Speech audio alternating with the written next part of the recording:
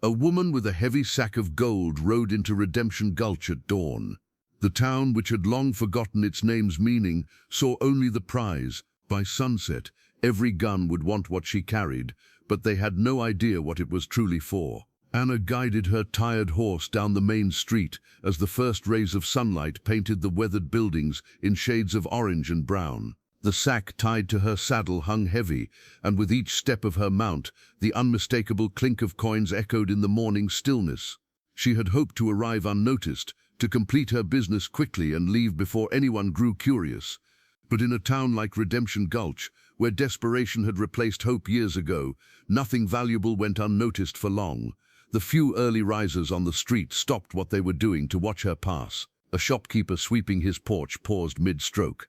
Two rough-looking men sitting on the saloon steps straightened up, their eyes following the sack as it swayed with the horse's movement. From behind the window of the sheriff's office, a pair of calculating eyes watched her every move. Sheriff Brody had ruled this town through fear and greed for 5 years, and he considered everything that entered Redemption Gulch to be under his authority. At the far end of the street, Jacob worked his forge, the rhythmic clang of hammer on metal breaking the morning quiet.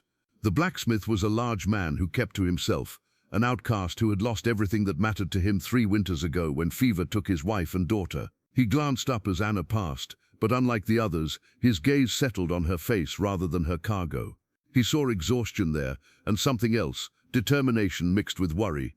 Anna stopped her horse in front of the land office and dismounted carefully, keeping one hand on the sack as she tied the reins to the hitching post.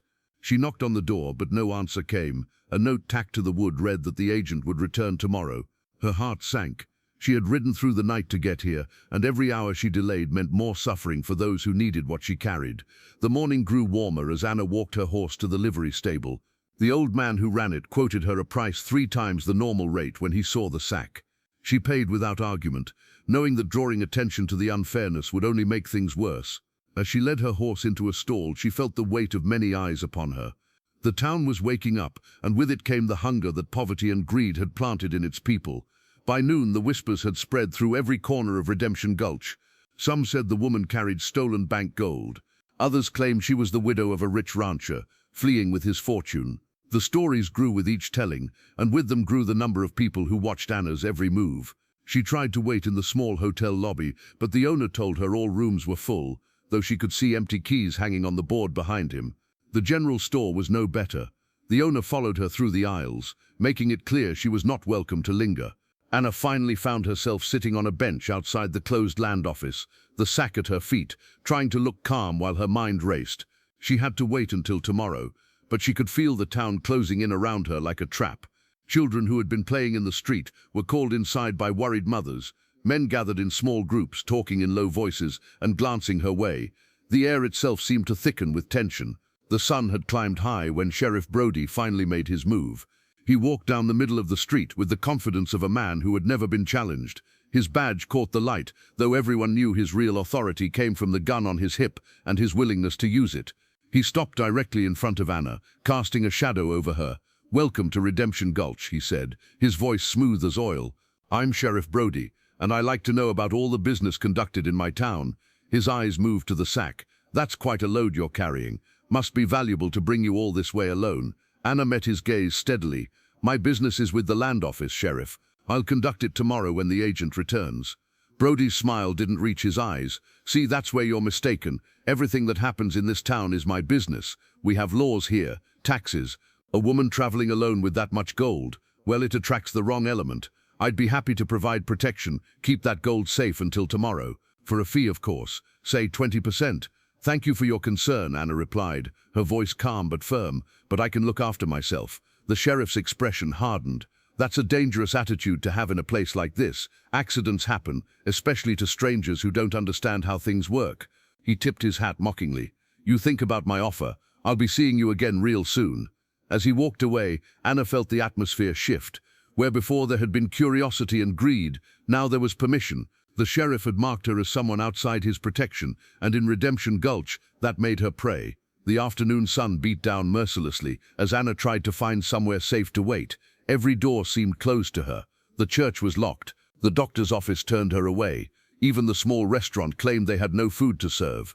She was being pushed to the edges of town, isolated and vulnerable. It was near the old cemetery when the two men from the saloon finally cornered her. They had been following her for an hour, getting closer with each turn she took. Now they blocked her path in a narrow alley between two buildings, their intentions clear in their eyes. "Afternoon, miss," the taller one said, his hand resting on his gun. "We thought you might need some help with that heavy sack." "I don't need help," Anna said, backing away slowly. "Oh, but we insist," the shorter one added, moving to cut off her retreat. Anna's hand moved toward the small pistol hidden in her coat, but she knew she couldn't outdraw two men who were ready for her. Her heart pounded as they stepped closer. Then a shadow fell across the alley. Jacob stood at the entrance, a heavy hammer in his hand. He didn't speak, didn't threaten. He simply stood there, his presence filling the narrow space. The two men looked at each other, calculating their chances against the blacksmith. They had guns, but Jacob was close enough that his hammer would find its mark before they could draw and aim. "This isn't your concern, blacksmith," the tall one said. Jacob's voice was deep and steady. "Lady looks like she wants to be left alone. I suggest you respect that." For a moment, violence hung in the air like dust before a storm. Then the two men backed away, hands raised.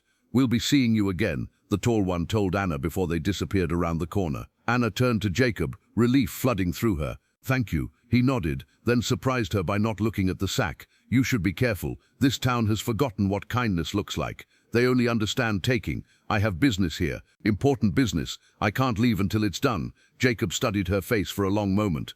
"The livery stable has a back room. Might be safer than wandering the streets." He turned to go, then paused.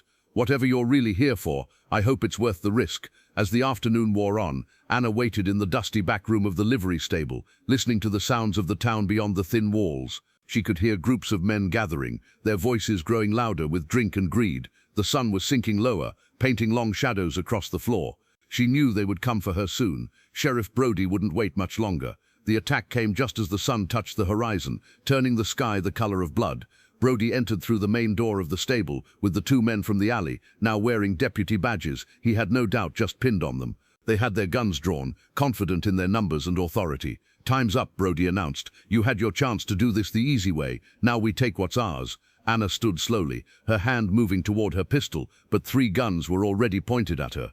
"This gold isn't yours to take. Everything in this town is mine to take," Brody replied. "That's how it works here." They moved closer, and Anna knew she had seconds before they reached her. Then, from the shadows of an empty stall, came the distinctive sound of a shotgun being cocked.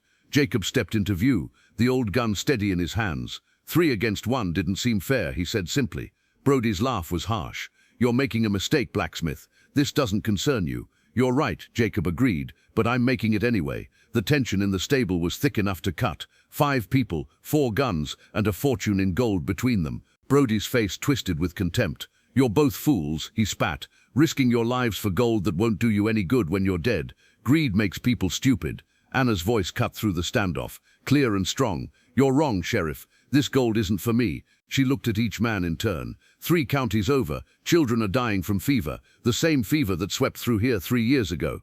The medicine they need costs more than their families could gather in 10 lifetimes. This gold will buy enough medicine to save them all. The words hung in the air. Jacob's grip on the shotgun tightened, and Anna saw his jaw clench. His wife and daughter had died from that same fever. Brody recovered first, his sneer returning.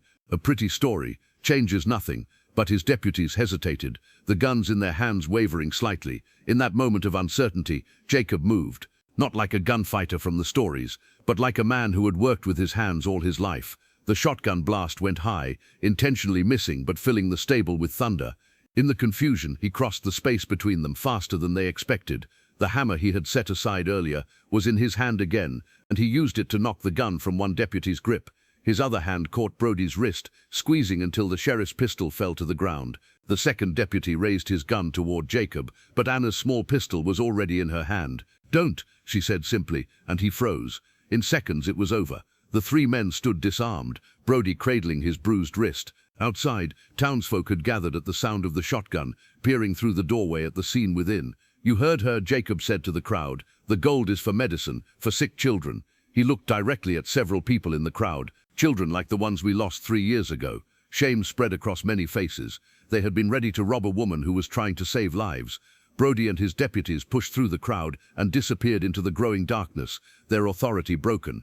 An old woman stepped forward from the crowd, The land agent. He's my son. I have a key to the office. You can complete your business tonight. Anna smiled for the first time since arriving in Redemption Gulch. Within an hour, the papers were signed, the gold transferred, and the medicine order placed with the company that had a depot in town.